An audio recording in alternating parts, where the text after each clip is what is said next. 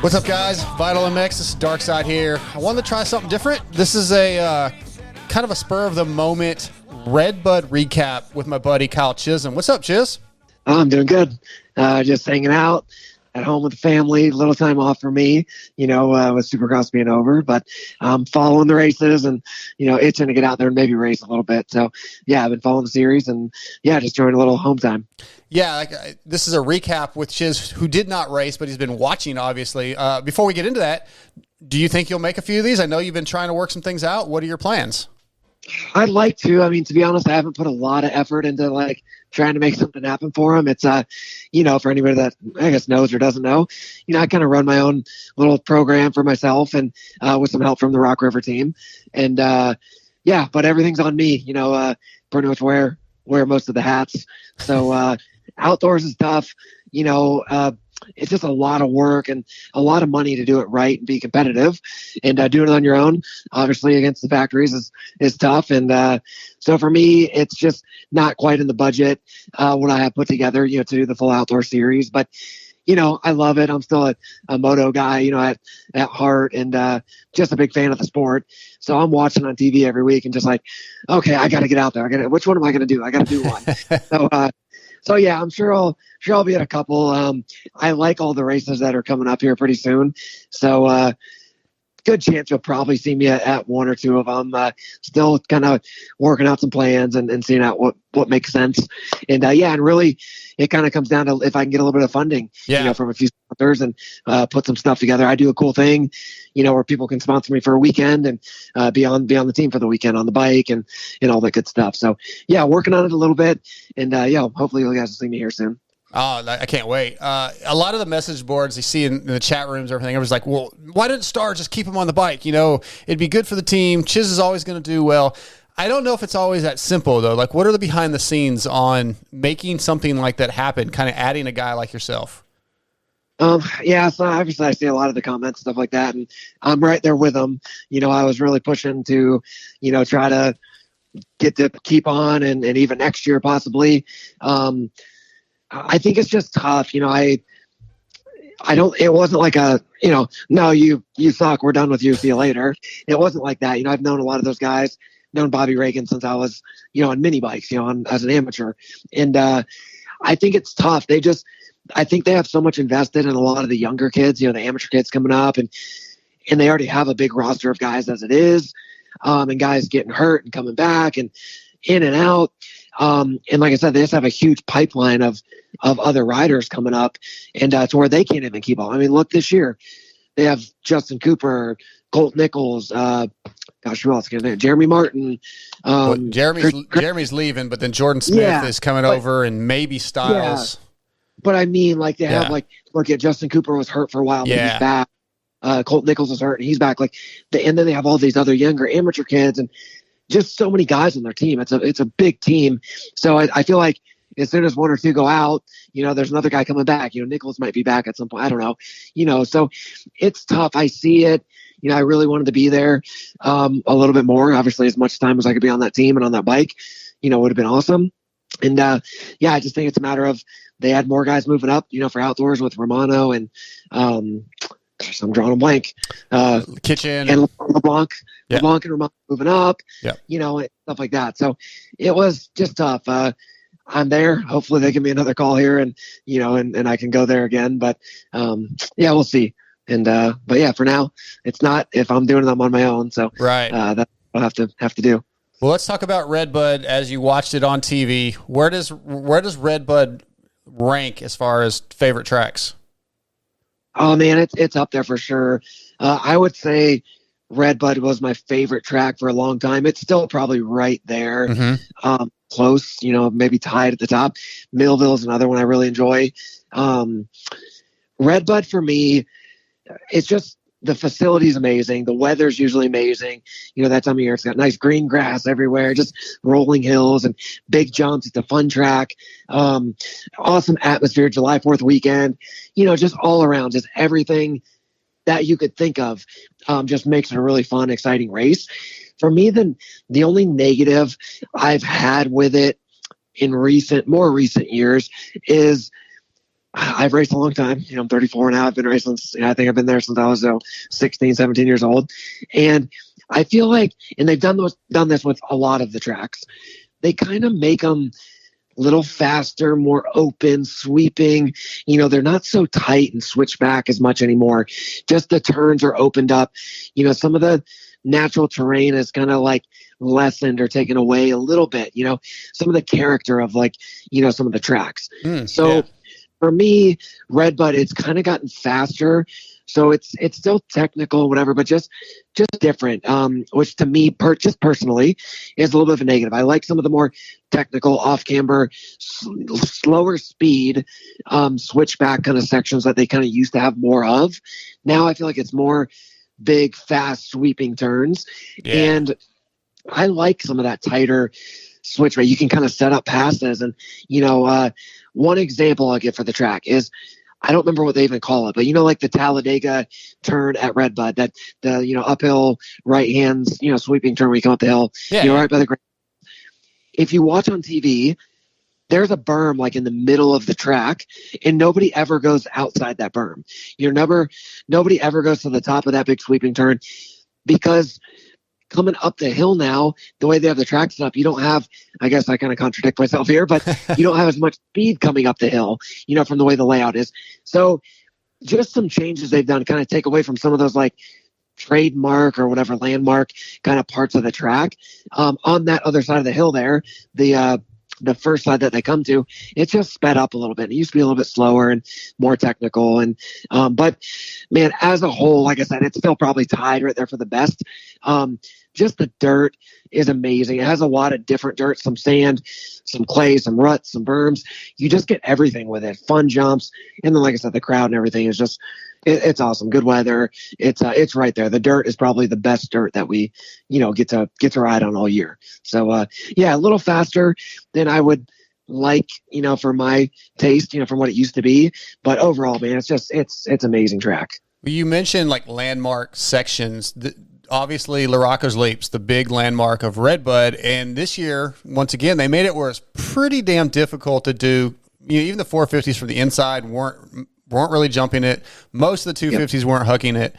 Do you feel like that's a good thing that they make it more difficult, or is it sort of take away from what that obstacle kind of means to the series or to that track? I mean, I think it's a tough position because, compared to back in the day, when it was 125s and 252 strokes, we're on 250 and 454 strokes. And man, 450s are fast. They're fast as crap, even for a guy like me. And I think it's tough to find the balance of keep it challenging, but still make it, doable, because the crowd wants to see it, right? Wants to see everybody go big. But at the same time, if it's easy and everybody does it, then it's kind of like, it just is what it is. So if they make it that right balance of like challenging to where you can do it, but if you kind of mess up, maybe it's tough. I think it kind of adds to that, the cool factor of what it is. It's like, oh man, the guy messed up, he can't do it. And that guy failed it, he's going to get it. Oh, he launched it. It's so cool. Where if it's just easy and there's a big run and everybody just does it every lap, no matter what, it kind of takes away. Right. But then, there's been years where hardly anybody could jump it, and then that makes it no fun either. Yeah. So I feel like they did a good job this year. The 450s, as long as they hit the turn good, hit the outside, they can launch it from the inside. They really couldn't. In the 250s, man, they had to rail the outside and get it perfect to make it happen. I think it could have been a little easier to get a little bit more 250 guys jumping it. But it's hard to find that balance. Even they don't know exactly how wet to make it, how deep to rip it, how is it going to shape up, how rough is it going to get leading up to it, and, stuff like that. But I like when they make it a challenge where the top 250 guys can just barely get it, and the 450 guys got to grease it, to get it. So I think that's a good balance, and they've done a good job, the last couple of years, I think, with that. Yeah, and like last year specifically, and this year a little bit, like if you only doubled, it still wasn't that big of a difference speed wise. Like if you went inside and doubled, you weren't losing much. And I think that kind of makes it a little bit better where like, at least you're not gapping the guy, and the racing's still good to me. Yeah. Yeah. It's not like do or die. You have to do it every lap.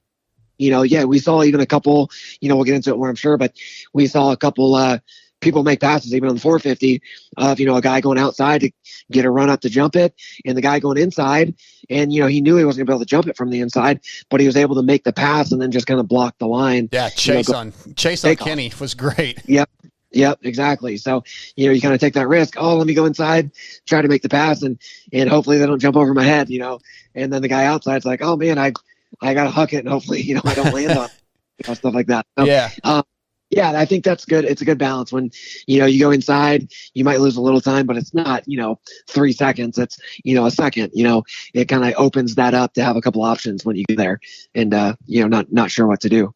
Well, let's get into the 250 class at RedBud. What'd you think? What'd you take away from it? Obviously, Joe Shimoda gets his first overall, his first moto win, that, probably obviously Jet's bike blowing up helped him a little bit, but just give me your overall thoughts on the moto or on the race. Yeah, so the 250s, man, I was super impressed with Joe. I again, super big fan of the sport, so I'm up watching the practice in the morning. Yep. And watching live timing, and then the second round of practice that we get to see. And man, they showed him for quite a bit, and he looked really good. You could tell he was just from practice for me. He was just like, I've had those days when it's almost like you just can't do anything wrong and you're just hitting your marks. Everything's effortless. He rides very smooth as it is, but you could just tell he had like a little edge to him, and not out of control, but where he was able to just push it and connect the track together really well. So I really noticed that in practice. And man, that was my biggest takeaway in the 250s was just him. I think he kind of comes off as a very conservative rider. He rides within himself.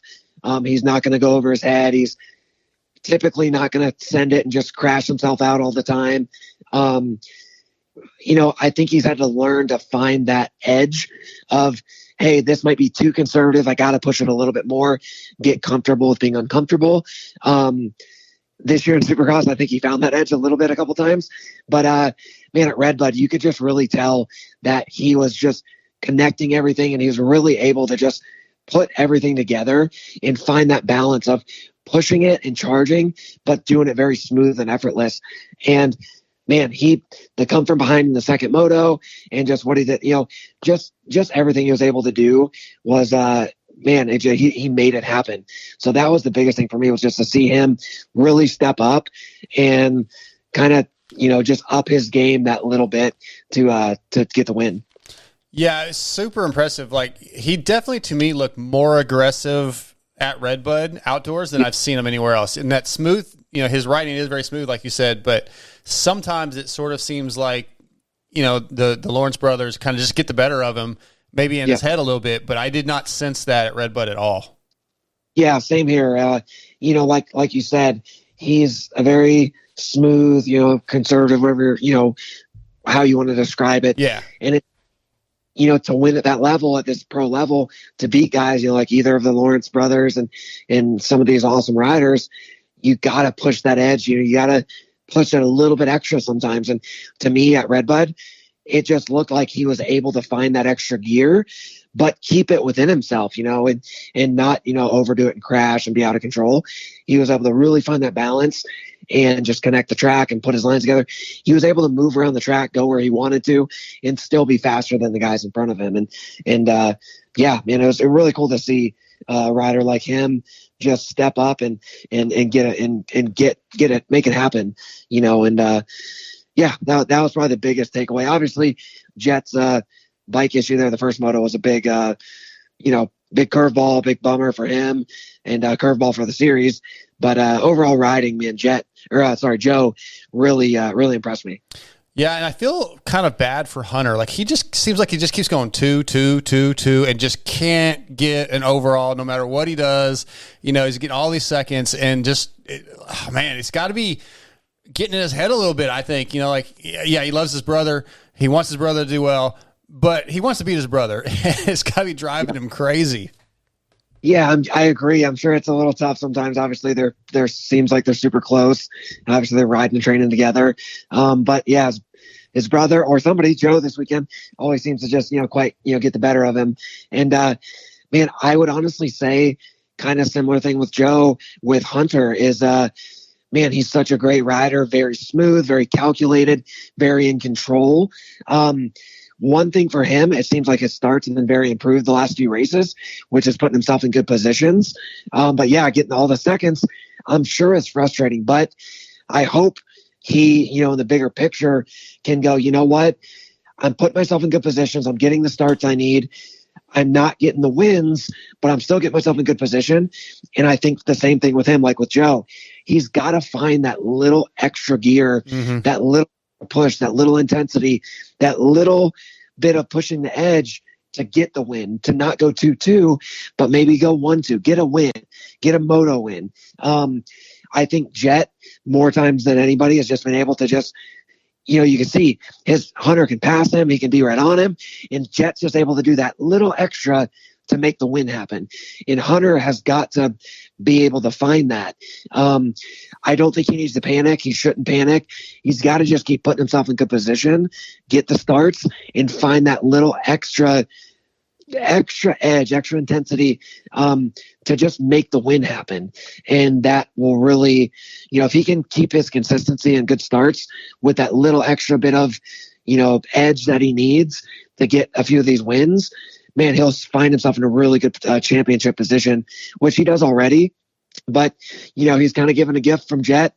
You can't count on that, obviously, to win a championship. So he's got to find that little edge. And I think Jet just has most of the time been able to do that. Yeah. Joe was able to this weekend.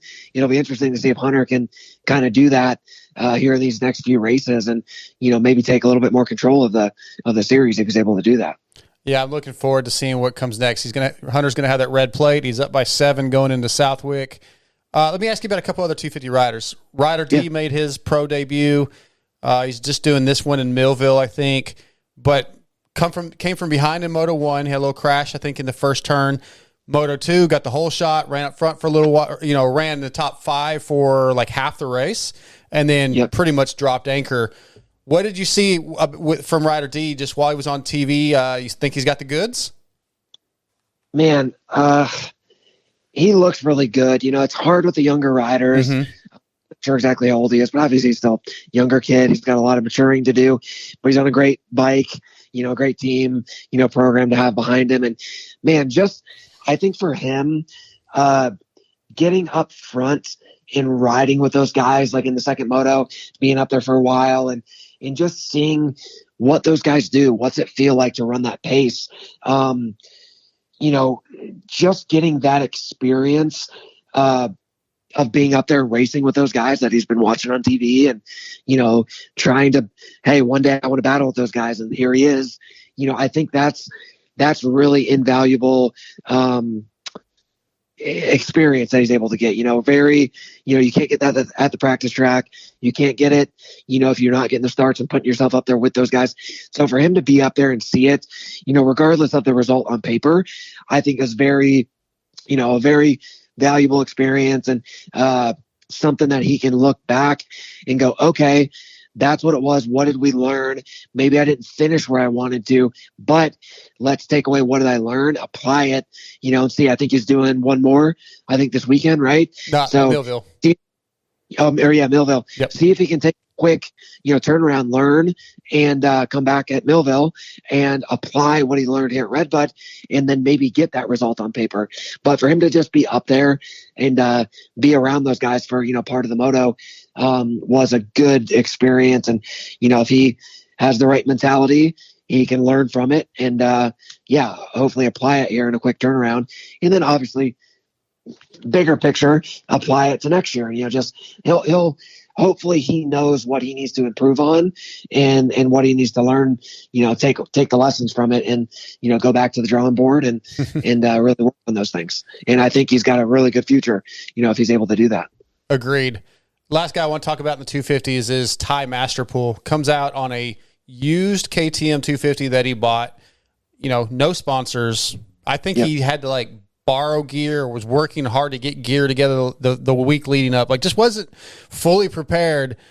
But as he does at times, especially at RedBud, puts in a really good showing and shows how much talent he has. It just, the consistency seems to be lacking a little bit, but very impressive. Yeah, he was another one that was awesome, man. He ran up front there in the second moto for, gosh, a long time. I don't remember exactly how long, but man, he was up there for a while. And man, he's a really impressive rider. We saw what he's done at RedBud in the past, and yeah, I mean, he's somebody that he even did good the first moto, but really up front there that second moto, and man, he's somebody that I feel like his value would go up so much if he could just do a little better on the supercross side of things. And man, that's somebody that I look at, as I've gotten older, working with a few riders here and there, and something I'd like to get into more. But gosh, he's somebody that would be like, gosh, he's such a great talent. He rides so well. Outdoors obviously comes more natural to him. He's on his own bike in the 250 class, which is so hard to do.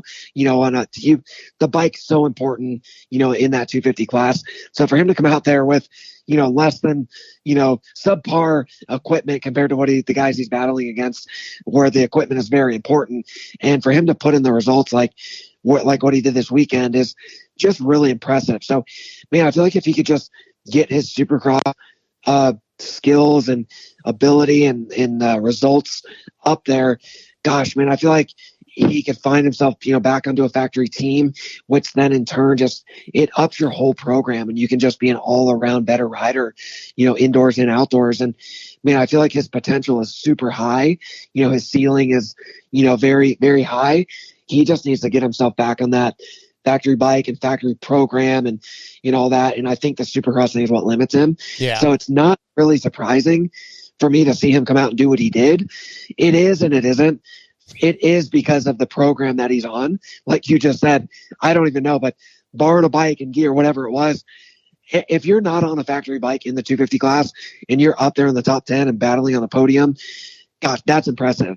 So, man, it would be such a good benefit to him if he could figure out the supercross thing, get on that program, of a factory team, and really, I think his potential is really, really high. So, from a advice standpoint, he's got to just keep doing it week in and week out. It can't be, once or twice every year. Right. He's kind of shown that ability. He needs to consistently be up there, and then maybe do it in supercross. Maybe this gets him on a decent team. He can get some decent supercross results and come out and just be more consistently up there. Not, a one and done show. And I think that could really get him the opportunity that he needs to get back to. And, but man, super impressive. Anytime you can come out and do that, even if it's one time, it's very impressive. But I love to see him get a good opportunity on a good team again. And he's got to just keep doing what he did this weekend and do it every weekend. And I think he'd be back there. I agree. Yeah, he's got a lot of talent. Let's move on to the 450 class. Anything surprise you or stand out from Saturday's race at RedBud in the 450 class?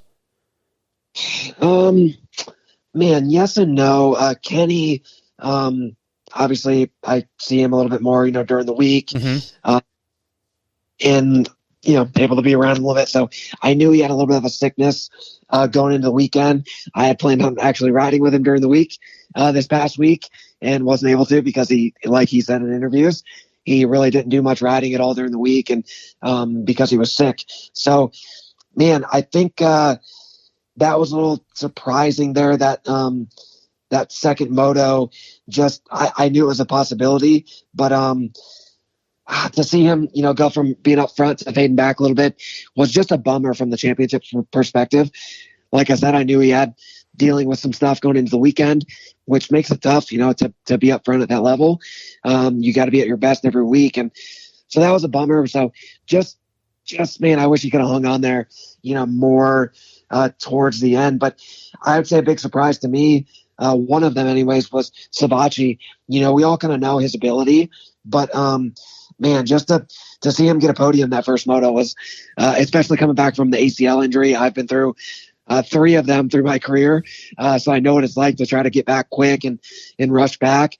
And the mental side of what he has to go through, as well, coming back from an injury like that. So awesome to see him get that opportunity on Cowie. And man, for him to come out already, first half of the season, get on even just a moto podium was man, that was impressive. He looked really good, very comfortable. You could see with the previous week off, he was able to probably go home and do some work and come out even better and improve from the first, 4 races. So big surprise there. I think Barsha was another one. I know the first moto wasn't as great, but to get a podium, that second moto and a podium overall, I believe he ended up. And man, he started a little slow. I think he also had a sickness at the beginning of the season.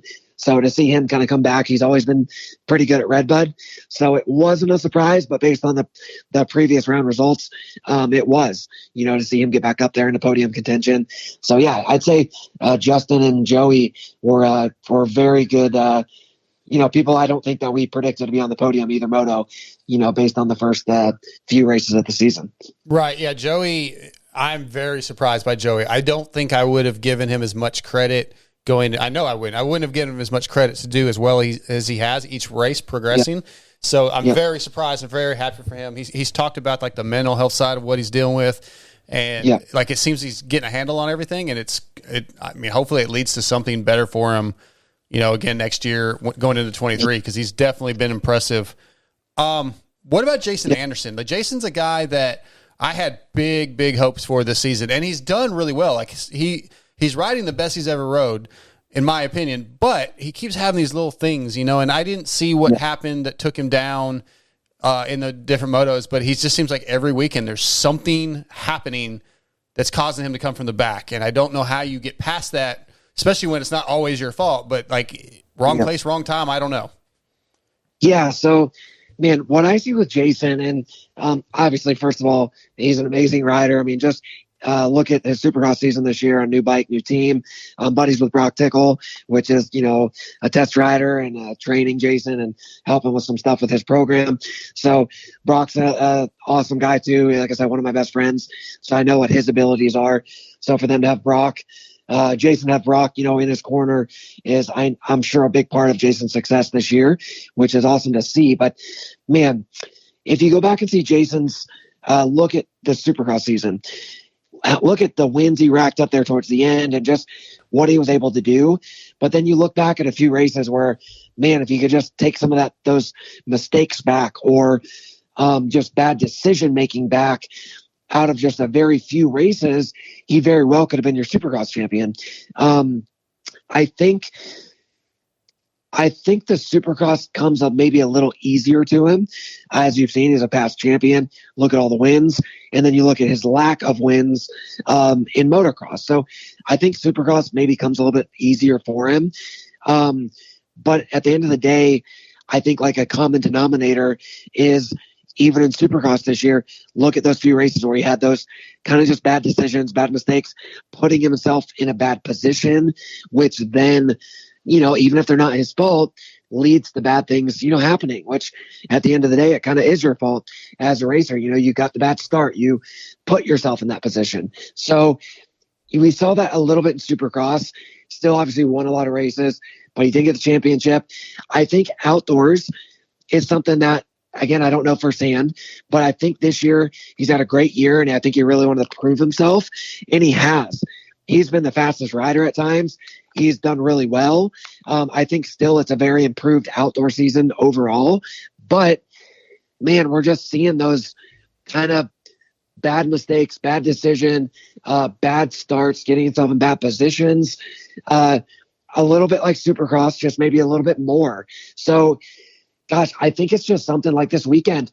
He's riding well in the one moto and then just tucks the front end, there in the first corner. And, man, if you want to win races, like against Eli and these guys, you can't make those mistakes. And I think maybe it's a little bit of over trying, just wanting it too much and just not letting it come to him. Where in Supercross, I think it's a little easier for him to kind of let things come. He's just a little better naturally at it. And, man, ability, talent, everything, whatever you want to call it, he's got it. He just has to harness it and put it all together consistently each weekend. And it seems like he just struggles to still really bring the full package every weekend, consistently putting himself in good position and making it happen. So that's kind of what I see with Jason. Yeah, and I think you're right on point with all those all those opinions. Last two guys I want to talk about, two guys up front right now. Eli Tomac has figured the starts out. He's coming on strong. Yep. Maybe the favorite, but I still think Chase – I'm not counting Chase out. Like, I think Chase still also makes a few of those little mistakes like we talked about with Jason, but yep. I think confidence-wise, he's in a totally different place. Like, he believes he can win. He knows that he can, get around Kenny when the time's right. Like, he's not pushing over his limit. I feel like both those guys are going to battle all the way to the end. I do not think Eli just runs away with this thing. Where are you at? What did you see at RedBud? Yeah, so Chase is another guy. I'm kind of buddies with him. I don't see him all the time, by any means, but friends. I call him a friend. Yeah, I've got to ride with him quite a bit the last few years. Man, for me overall, this like what I've seen from Chase this outdoor season, I'm really impressed with. Kind of what I just talked about with Jason, Chase's ability to kind of harness his ability and his talent and limit those mistakes has been I've been really impressed with that this outdoor season. He seemed very poised in control, but he has the speed, the speed that Chase is known for. He has it, but he's been really able, it seems like, to really harness it and control it and limit those big mistakes. Get good starts most of the time, get himself in good position. This weekend, as you saw at RedBud, he really didn't get the greatest of starts, and look what happened. Jason Anderson had a crash right in front of him. He had nowhere to go, and he got caught up in it. It might have cost him. He wasn't that far from that moto win. You take that little tangle, tip over with Jason. Man, we might have seen a really good battle between him and Eli. So he still did a very good job to get himself back and salvage points. But when you race against a guy like Eli, you really can't. You can't give him that. You got to limit that. But like I said, the things I talked about with Jason that I think needs to get better at are the things that Chase has really improved for himself this year, which is why he's got the red plate, which is why in the position he's in, which is why he's won the races he's won and been on the podium so much. So big props to Chase. He's a very young rider, in this class still. And really, I think has the biggest ceiling of everybody.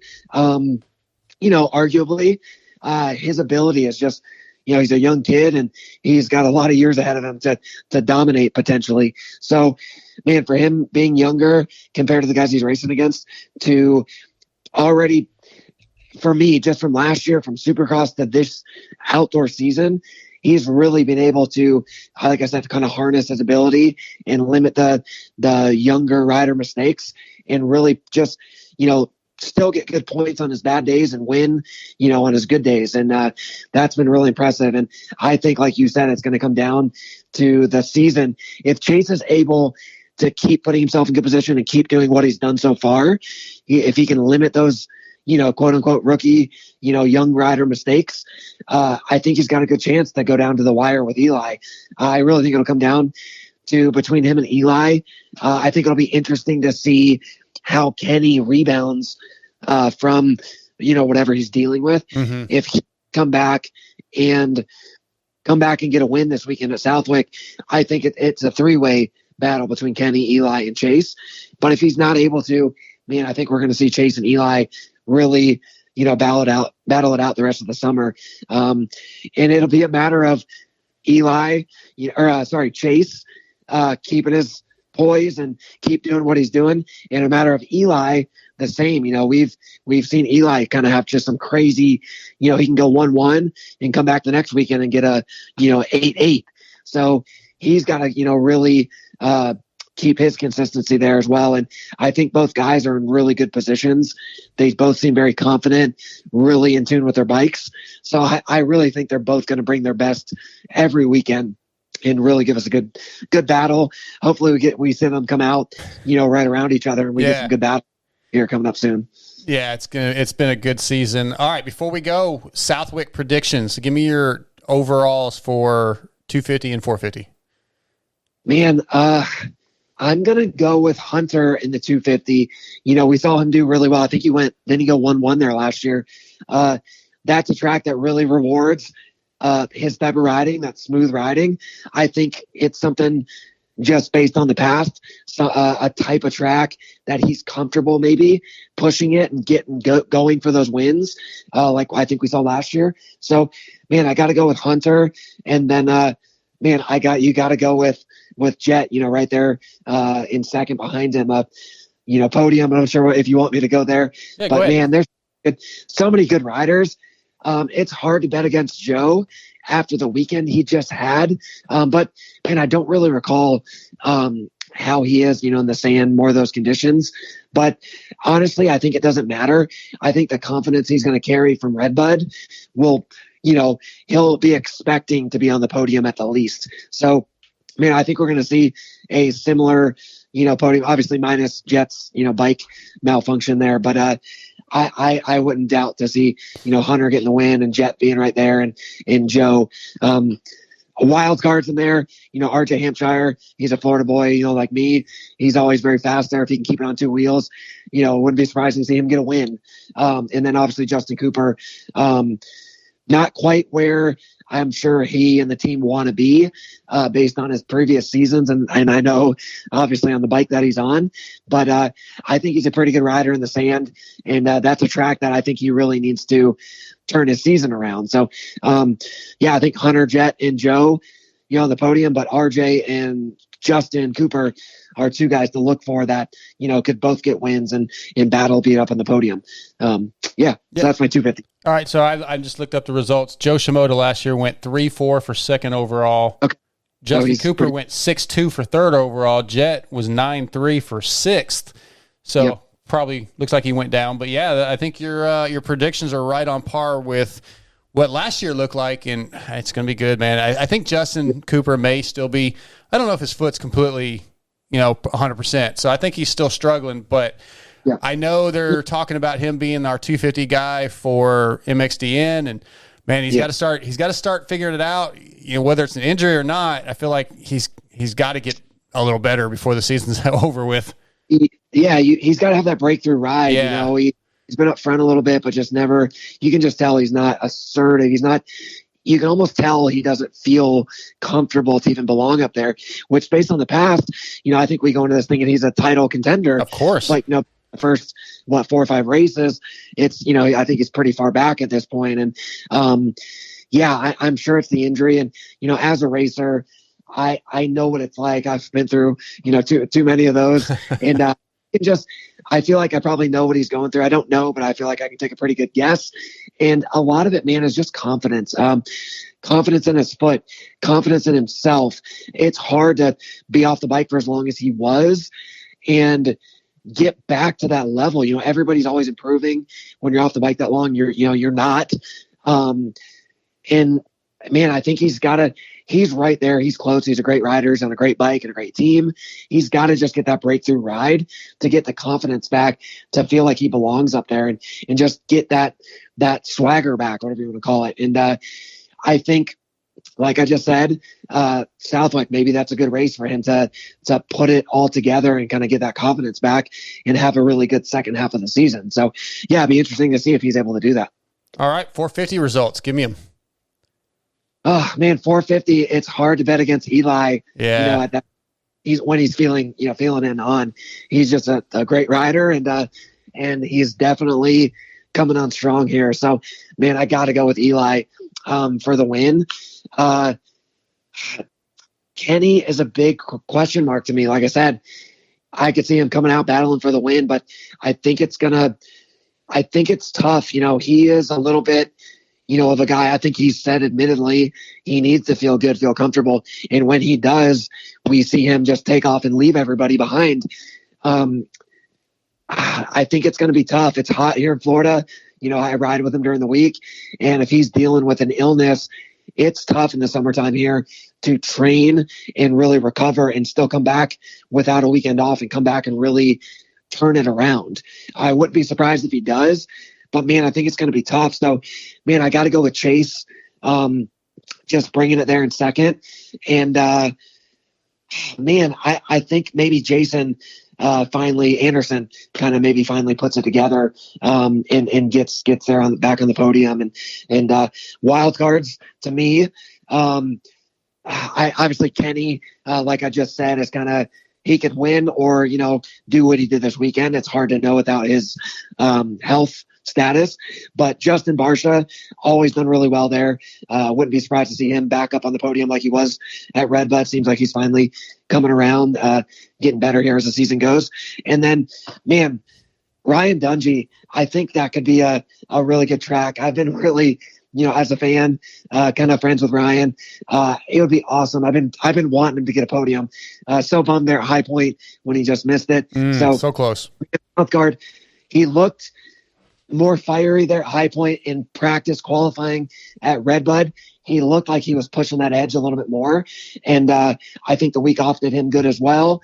So, man, I'd love to see him up there on the podium as well. But, man, I think it's going to be more of the Eli Chase show with, maybe Jason hopefully getting back up on the podium with, Barsha, Dungey, and Kenny, right there available, very good potential to be up there too. So, but hard to bet against Eli and Chase, at the moment. Great picks. Well, Chiz, man, I appreciate you taking some time, man. I know you're a busy guy, and it's 4th of July this evening, and you made some time for us for Vital MX, and it means a lot, man. Thank you. Yeah, no, I appreciate it. Thanks for having me on, and I always enjoy doing it. We are busy with the kids and my whole schedule, and but I love making time and doing this, especially with you, awesome friend, and appreciate you having me on there. Of course, I don't think I've actually talked to you since you and Britt made the announcement either. So congrats on another child. Yeah, thank you. Yeah, so that's a part of my busyness. Two little ones, 2 little girls, and then a pregnant wife, another one on the way. So we're pumped. We're happy. She's obviously first trimester, so she's been not feeling so great. Right. So to pick up the slack around the house. But honestly, had a great year in Supercross, being able to enjoy a little time off, be with the kids, and fortunately be home to help pick up a little bit of slack around the house. And so it's been great. And but like I said, kind of itching to get out there and race. So, in a little bit, and hopefully you guys will see me out there here the next couple races maybe. Yeah, I hope so. I want to go back real quick, a quick story for those listening that don't maybe listen to the Moto X Pod show or whatever, but at Salt Lake City, where you crushed it in the Steve Mathis privateer race, your wife, Brittany, was texting me during the race like she couldn't watch. I'm so excited. And then when you got on the podium, she sent me a text and it said, tell him he's getting treats tonight. Which that was in quotes, guys, treats. Yeah. So I just wonder if treats led to her being her first trimester, but who knows? Who knows? Oh, we're not really sure. She has a weird girly schedule, whatever we're going to call it. Yeah, sure. So what originally we thought, yes, maybe that's around when it happened. Oh, that's funny. But doctor's visits, it wasn't. It was after that later. So, honestly, obviously we're friends, so we talk about that, whatever. But for those that maybe don't obviously know me as well, we have 2 little girls. They're awesome. They're 6 and 3, and we've kind of went round and round the last few years of, do we want to have another one? We both would like to have a boy as well, and so we've kind of kicked it around. Like, should we try for one more? What if we get 3 girls? But I love our girls, and if it's a girl, happy. But we would love to have a boy too, both of us. So we've been kind of not trying, but not trying, and just see kind of what God's plan is, and it happens, whatever. So so we'll have another one here, hopefully healthy baby around January time. So so we'll see.